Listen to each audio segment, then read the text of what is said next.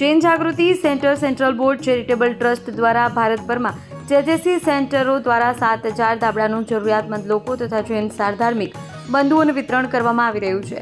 જે અંતર્ગત ભુજ ખાતે 100 જેટલા ધાબળાઓનું વિતરણ પ્રમુખ કેતન મોરબિયા, ગુજરાત કોઓર્ડિનેટર ધર્મેશ દોશી, મંત્રી પરેશ શેઠ, ગાંડલ જૈન જાગૃતિ ટીમ, વાંશી જૈન જાગૃતિ ટીમ દ્વારા વૃદ્ધાશ્રમ, ધંધુકા જૈન જાગૃતિ ટીમ, વાંકાનેર જૈન જાગૃતિ ટીમ, મહુવા આદિ સેન્ટરમાં વિતરણ થઈ રહ્યું છે. Jain Jagruti centre central board charitable trust દ્વારા નવનીતમ પ્રોજેક્ટ અંતર્ગત દરેક સેન્ટરમાં પોતાના શહેરના સહધાર્મિક અને અન્યને પણ ઠંડીથી ઋતુમાં સ્વરક્ષણ માટે ધાબળા વિતરણ કરી તેઓને ઠંડીના વાતાવરણ સાથે रक्षण आपवामां मदद करी रह्યું છે.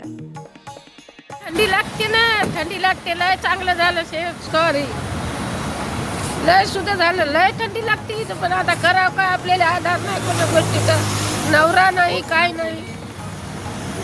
बूढ़ा आदमी बाबा ठंडी लगता है अच्छा होगा कंबल दे दिए अच्छे आप लोग. चलो ठीक है.